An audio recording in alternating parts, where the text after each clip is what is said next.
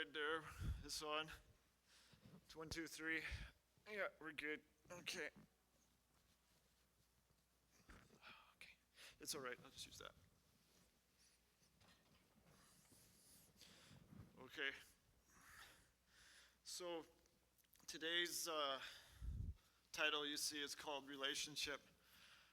And I know we're also celebrating Hanukkah today. So don't worry, I'll show how it corresponds to even what's going on here in the beginning, as you can see. Oh, praise. Sure, we praise you again for this time. May you open our hearts to, in every situation, see more about you and how you need to be the light in our lives, and how that light will, as others see it, will help others to want to be part of who we are, and to be able to go back again to how it was in the beginning, how you intended Adam and Hava and all humanity to dwell with you, and even this time of Hanukkah reminder of the light that you are, and even how you gave victory to the Jews over the Greek and the other people fighting along with them. Praise you, we thank you, Yeshua, amen. So I think as we're celebrating Hanukkah today, it's very fitting, again, that relationship, because we know that although clearly before Yeshua showed up on scene, the story of Hanukkah had happened, and we know that he is the light, and we know that although those who were fighting against the armies of the Greeks, and I'm putting him to sleep over there, it's okay, I'll try and keep him awake anyway, who were fighting against the Greeks and didn't necessarily believe in Yeshua. We can't say that all of them didn't. But we know that even today, most Jews don't believe that Yeshua is the one that they need.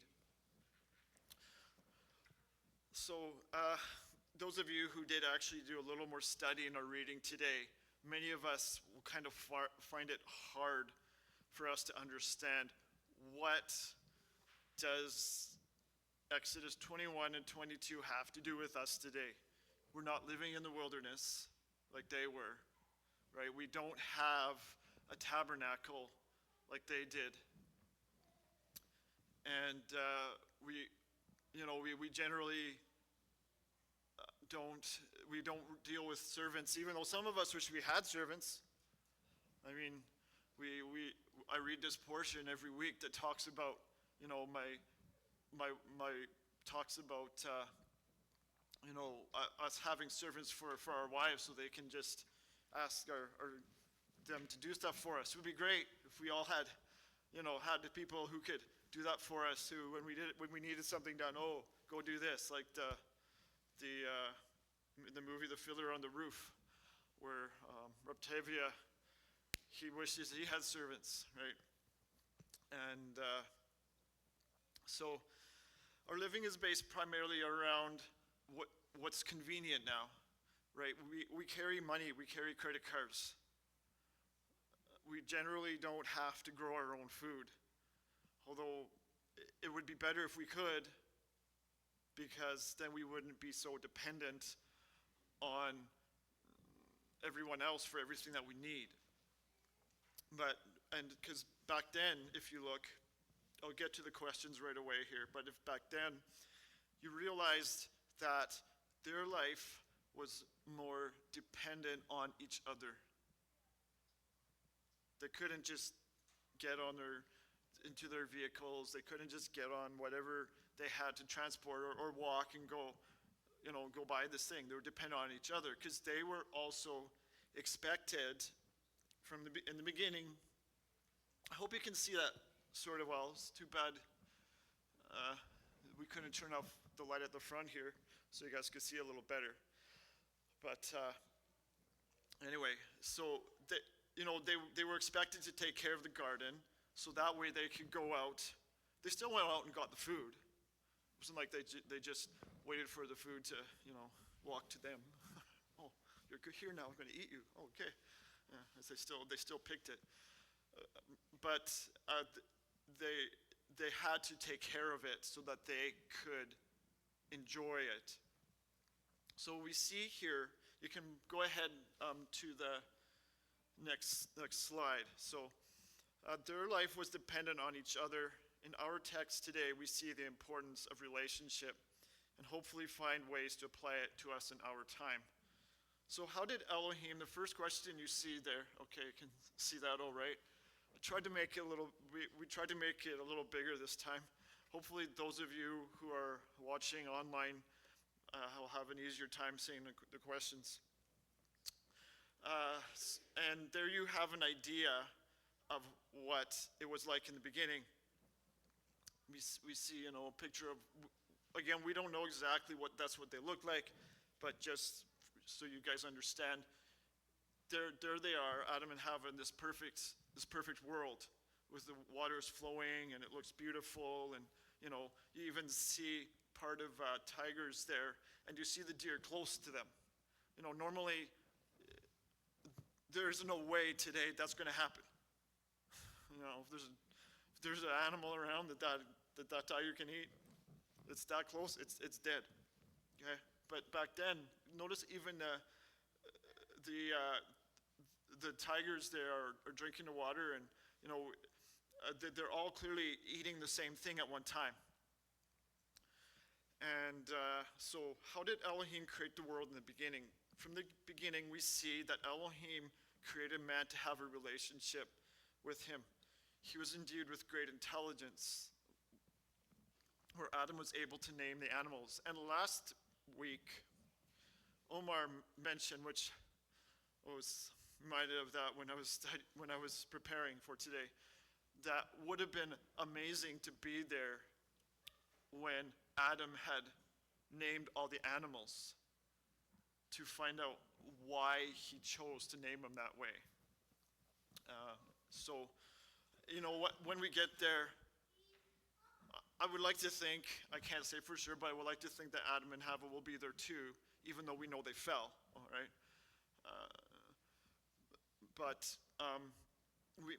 So we could ask him, why did you, we can ask him some of these questions. Why did you choose to do that, right?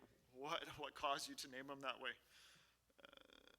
So Adam was able to name all the animals before he is put to sleep, a deep sleep by Elohim, and Hava is created out of his rib. We also see that life was without problems before he fell. So right there we see it. It seems to be perfect. There's nothing wrong in that picture. The birds aren't afraid, and that's how it was supposed to be. Same with the Adam and Hava would have had perfect relationship between each other.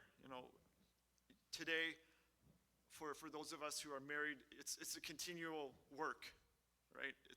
There are times where it's a lot better than other times, but both of you need to be able to continue to work to keep that marriage good and getting better. Okay. I'm one of the Jordan and I have been married now for almost 10 years, and it's just wonderful to keep growing more in that relationship that we have together. So we also notice that Elohim always intended life for us to be without issues, even with relationships with those who we would marry. We see another principle set forth from the beginning, that there was always to be one man and one woman. All right, now we know that those of you who have read the scriptures enough have seen enough of the questions that would come up, like, well, David had so many wives, and and all of this. Well, why did God be like, okay, David, that's it. You can only have one, and I'm not going to be happy with you if you have more. I think we'll answer that a little bit today. But clearly, even with us today, there's only one bride, right? There's one, through faith, we are part of the bride of Elohim through faith in Yeshua. Because when we believe, we are now part of Israel. And I mean, at the beginning, I also believed that was already there. Why? Because in Israel, and I'll mention it again later at the end, but why we're here today is because we believe that Adonai said he is one, right? And that we're supposed to hear and obey. And they, in the beginning, before they fell, it was very easy for them to hear and obey. There was no problems. So we see that Adam had also, like I mentioned before, he had to take care of the animals. He had to take care of the vegetables, the herbs, everything, him and his wife together. And so they had great concern for all of Elohim's creation that he gave to them. They'd never kind of, well, this one's more important, this one's less important. No, clearly the marriage relationship was first, but God was first in the marriage, then the creation that they were supposed to take care of. So they couldn't conceive of them taking advantage of each other at any time. So there was this, it wouldn't even come into their minds before. You know, me taking advantage of my husband, or the husband taking advantage of the wife, or taking advantage of creation. It would have been so foreign to them. And so they genuinely cared for the needs of each other and what was given to them by Elohim to do. They also had nothing to worry about, as everything that they needed was made perfectly for them to enjoy. And all of this came about because of the will that Elohim made to create them. And this reflected back in the perfect relationship they had with him. Again, there was nothing to separate them at this point. So then, what happened, right? That would be the next question. So let's go to the next question there. And I also have a picture with that one. So this is them, as you see, them leaving. Something you can see a little bit like how this artist views that the cherub might have looked like, right? The angels that were put there to guard them from going back. And so why all of a sudden are they afraid of this light? Why are the angels there to keep them out? Why are they leaving? You know, all these questions. Why are they? It'll go back to that one. But why are they even wearing these kind of skins? You know, what happened? Okay, I know we know, but this is I'm saying this to help us understand why today's Exodus important is relevant to us. So what happened to cause Elohim to have to tell us how to treat each other? Because clearly, before that, they didn't need to know how to treat each other. There was no reason to be like, okay, Adam, you need to be nice to your wife, you need to show love to her, you need to be concerned for her. There's no reason to say, to take care of the animals, to take care of all of that. It was already automatically in them because it's part of the character of God. Like I've talked about before, and even during our Hayasod studies, the character of who God is. That was already in him, so he imbued it into them as well. So after Adam and Hava chose to listen to the deceiver and eat of the fruit, immediately, as Elohim said, they are dead. For they chose to listen to Satan over the one who loved them enough to create them and give them the ability to choose. They immediately blame each other for the fault that belonged to each of them. So we notice now now instead of them defending, the man defending her, man is now blaming. Adam's blaming the wife. The wife blames the deceiver. All right? So now you see that already something's wrong. Something's not right anymore. So this relationship is now broken. Otherwise, they would have not done that, right?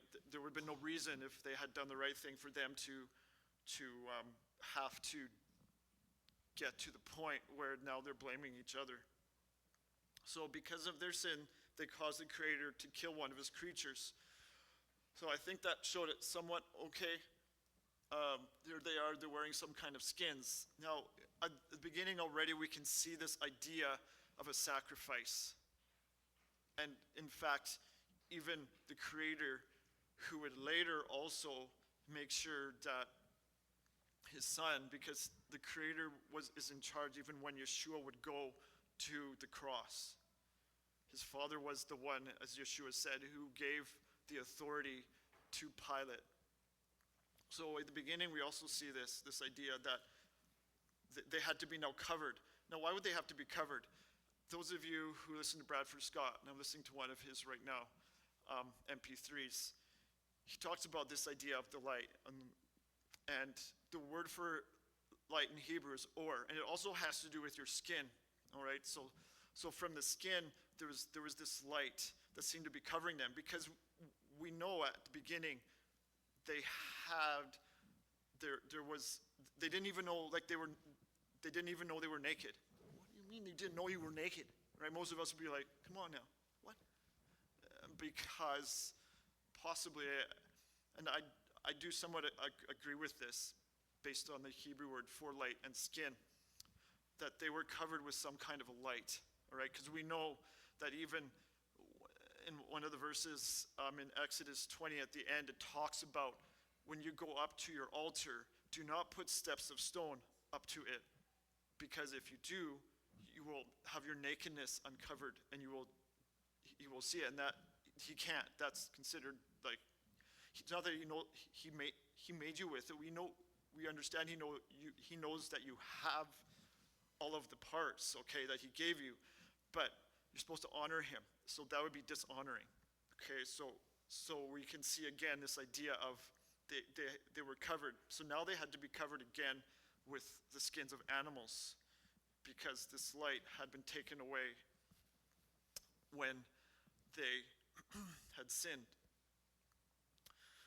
So of course we know that what's put on them is, after they had sinned, now Adam would have to work harder to survive, not only for him but also for the family, all right, for his wife, because they didn't have kids at this point.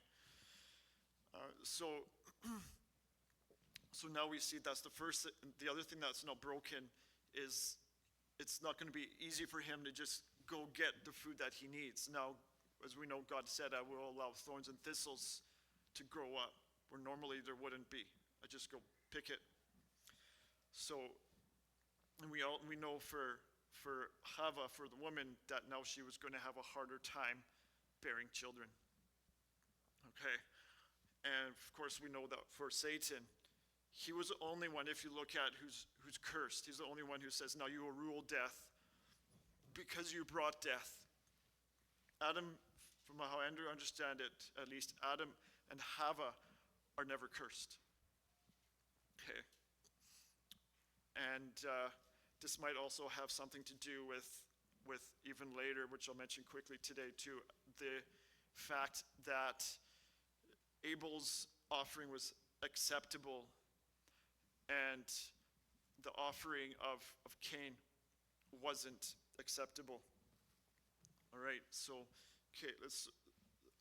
so after they are driven out of the Garden of Eden and told that Adam would work harder to sustain him and his family, while Chava is told she will have greater pain in childbearing, we see that Cain would kill Abel, his brother. So now we already have our first person dying. It's not even too long. How many years since they were kicked out, we don't know, but not that long, and already there's only 4 of them, and now we're down to 3. So this sin now was being shown in a greater way because of what Adam and Chava did. And of course, we know Cain was feeling very upset because Elohim accepted his minka offering, didn't accept his minka offering, but he accepted his brother's minka offering. Excuse me, Abel's minka's offering was accepted.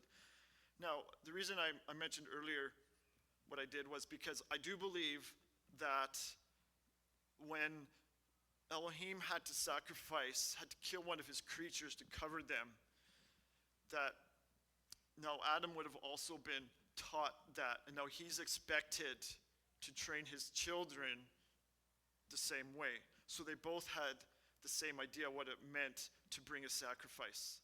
He wouldn't have said, okay, Cain, I'm going to teach you one way, and Abel, your older brother, well, I already taught him another way. He's not going to do that. Now we know that Abel chose to take care of, be a herdsman, you could say, a rancher, take care of livestock, while Cain chose to take care of the ground. And that's fine, all right? That's just showing their different ways that they were created. There's nothing wrong with that. But we know that at the beginning, Elohim had said that now, because of the garden, what happened in the garden, now the land would be harder for you to get from. So because also a sacrifice would have to be made to cover that. Now, it's quite possible that one reason maybe, besides the heart, which is what God looks at, but also the fact that when Abel had brought his, it's possible that he also would have slaughtered an animal, which would now have covered. What I'm trying to say is that because he brought the blood, it now would have covered what else he would have brought, and which we know that Cain didn't, because the word in Hebrew that is used for talking about how the anger is also has to do with an animal. So it's as if God was saying, okay, Cain, I'm still giving you another chance. You know the right thing to do. I'm even going to tell you what to do. You already know how to do it, but go and do it. You don't need to allow the deceiver to rule over you. You can still rule over him. Just do the right thing, and your offering will be accepted. All right? So eventually, as time goes by, unfortunately, more people would start killing each other, and they would also start killing animals. Now, they already were killing them for sacrifices, and it's possible, because we know that in most cultures, they have this idea of offering a sacrifice. And so that's also why I believe that, which I'll mention quickly a little bit here, is that Elohim asked them to sacrifice their animals to him in a way that was honoring to him. So clearly, even Noah, we know that he offered an animal after the flood, and they get out of the ark. All right, he kills an animal. So this wasn't something that was completely foreign to them. All of a sudden, God says to Israel today, okay, now you need to go sacrifice. No, they clearly knew about it. Adam, like I said, Adam knew about it. Abel knew about it. Cain knew about it. So the animals who had become food for humans, as they lost their concern for each other, now they lost their concern for each other, they lost their concern for the animals. And it's possible that they were already killing other animals to serve other gods, because we know that at the beginning it does talk about fallen angels. I know some people have different ideas on what that means. That's okay. We can discuss that at a later time. Those of you who would like to. So it's not too out of the ordinary to think that they would have also partaken in eating some of the flesh, since man today will conceive any imaginable problem or fix to a problem, because we generally create our own problems, so we need to fix them. right? They would have been just as capable as we are today and more. In fact, probably more capable, because really we know that at this point the blood was still a lot cleaner. So they were not as polluted through sin, destroying what Elohim had created not that long ago. So again, I'm referring to how man was made, and how the blood, as time goes by, right, with sin and all of that, wouldn't be as clean as it was. That's why there's people having, that's why these problems happen. Just put it that way. When it comes to children sometimes. So he would surely send a flood which would entirely wipe out all of creation except through what he would spare by the obedience of Noah, who trusted in him, as in Bereshit 4:26. I'm going to quote that. Then people began to call upon the name of Adonai. So why do I say that? Because we know Noah was actually believed in God. We know he trusted in him. And we know that he's one of the ones mentioned in Hebrews 11. It talks about the same faith that we have. Even though Yeshua hadn't come onto the scene to be born of Mary, Mary his mother, right? But he trusted, which is what we're doing. We're trusting in him. So Elohim would bring a man born of a woman to render the power of Satan without power. Because in Bereshit 3:15 it says, "And I will put enmity between thee and the woman, and between thy seed and her seed, and it shall bruise thy head, and thou shalt bruise his heel." So we already saw this idea again of one who would come to make things right. Okay, bring back, restore this light concept that was already there, even that we'll be celebrating tonight, and are celebrating today, the idea of the light again. Okay, so we're in a way kind of looking forward to that day when it will be even better than what we have now. And the family of Noah also still carried this same sin, as one of the sons of laughs when seeing when he's seeing his father. Well, the other two sons, they do the right thing. They go on backwards when they heard what happened, and they covered their father.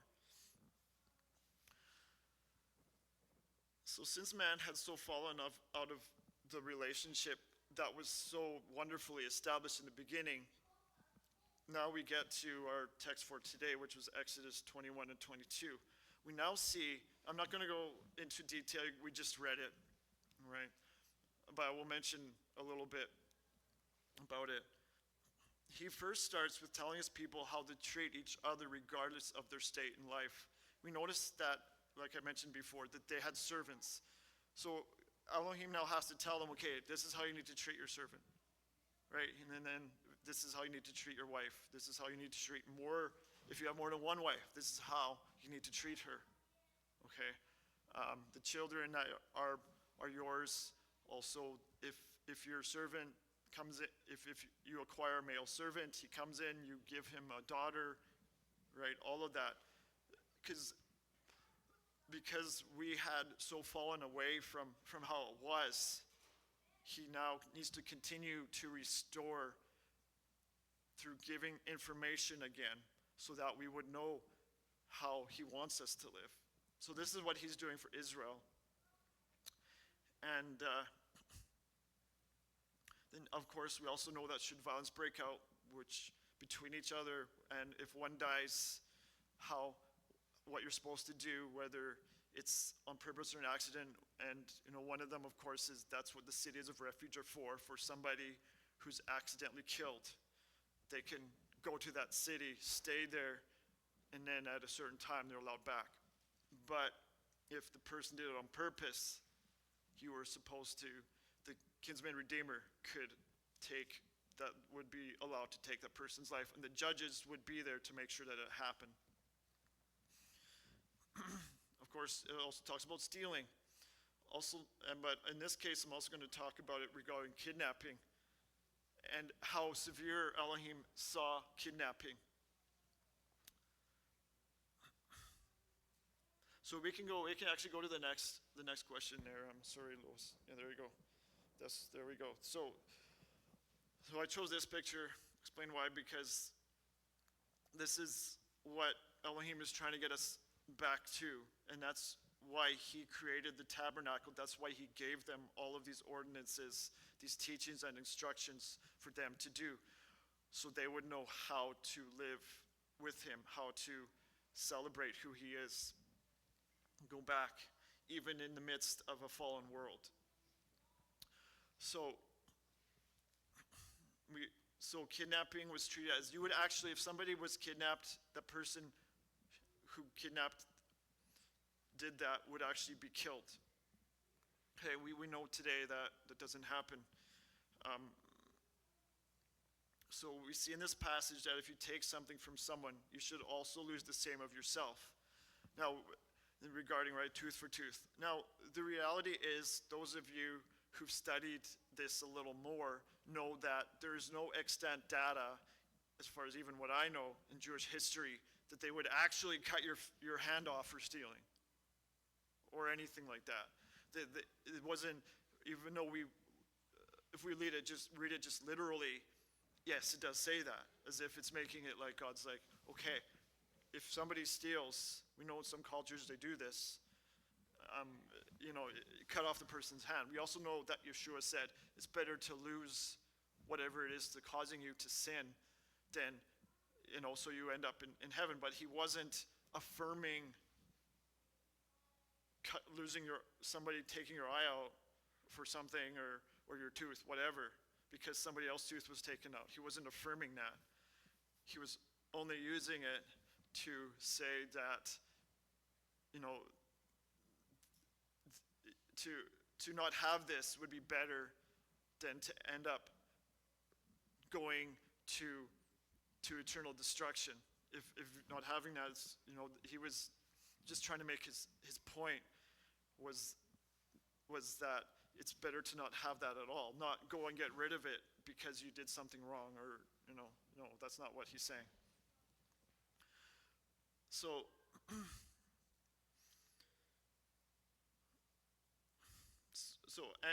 so back in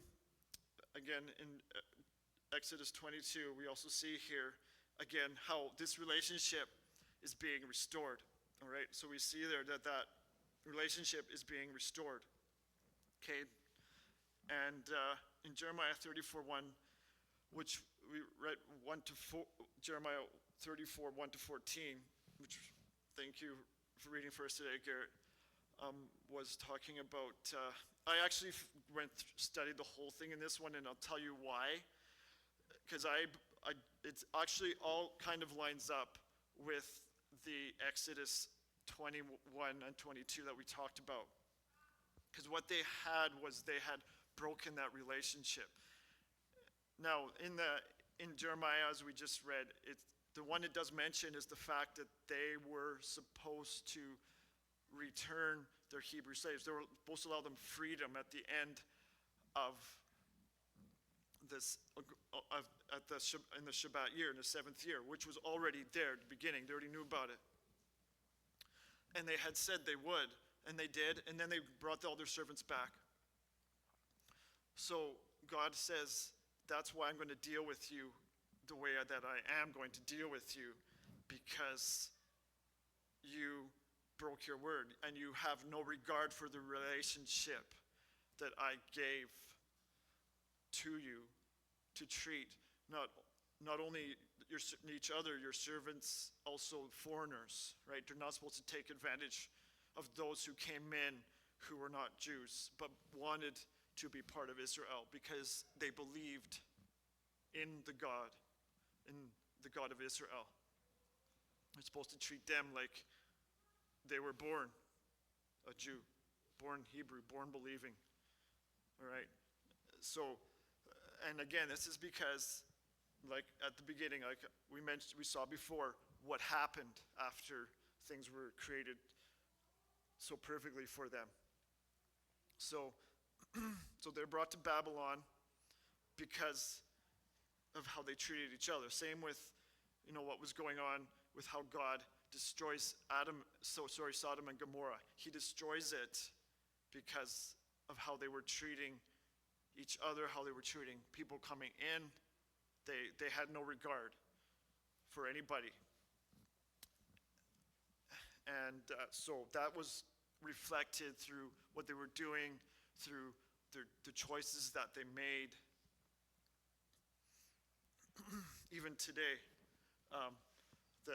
the same things happening that were happening in Sodom and Gomorrah. And so at the end of our Jeremiah chapter, we see that, and Elohim says, "Behold, I will command, saith the Odehevavhe, and cause them to return to the city, and they shall fight against it, and take it, and burn it with fire. I will make the cities of Judah desolation, without an inhabitant." And again, because they had, not only were they not treating Elohim correctly, they were also not treating their own people correctly. So he brings this punishment upon them.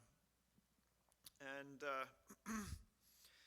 as we read today, as my daughter read today, and if you read again, if you study all of 1 Corinthians, you will see that it talks about, again, relationship, how important the relationship is. And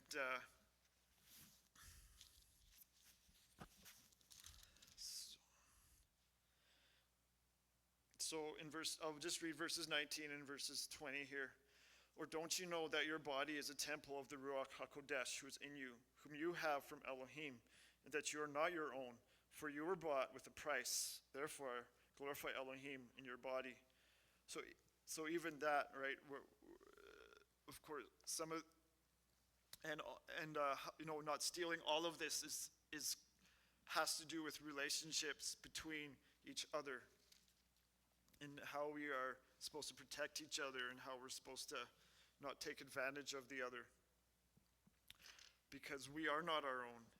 And but now, why is that relationship now restored today? Because of our belief in him. So, and also we see that even in Judges 3. It's interesting, we're actually just started going through Judges as a family. We're in chapter 7. But we see this pattern of Elohim being fallen, and then they follow him, and then they fall away, and then he sends judgment, right? This pattern back and forth. But notice that every time that they come back to him, he's always there to forgive them and bring them back, right? So even for us today, right, that we can forgive each other, and always have that relationship restored if there's something that's maybe broken.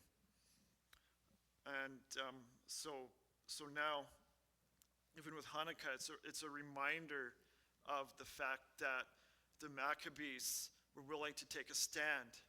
And clearly, even through what we saw here, through the miracle of creation, through the miracle that Elohim here in this picture is showing how he wants to have relationship again with us. Now we know, because it is still a fallen world, he can't do it exactly like he did with Adam and Hava, where he would walk in the garden with them. He would actually come and see them and have, we know Moshe was the one who saw them. We also know there was and I do believe as well, we can disagree on this if you want, that's fine.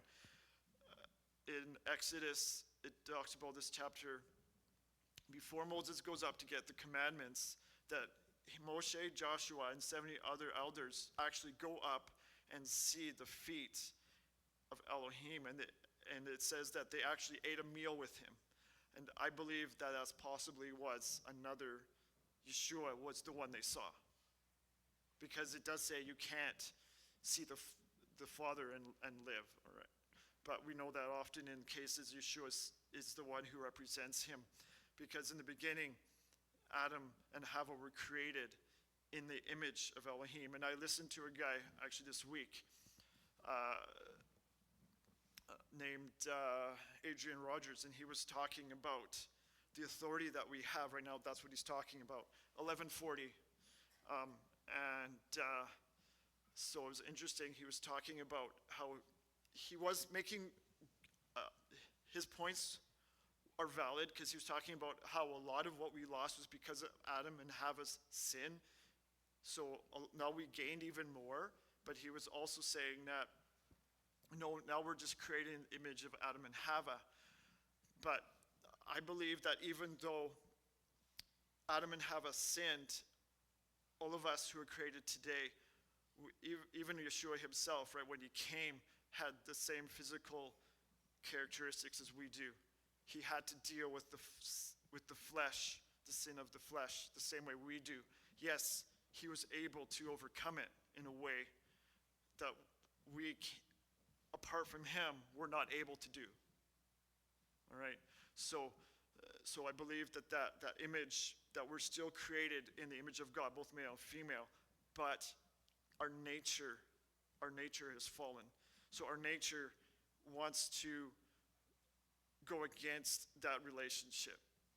That's the part of us that's fallen, that we lost.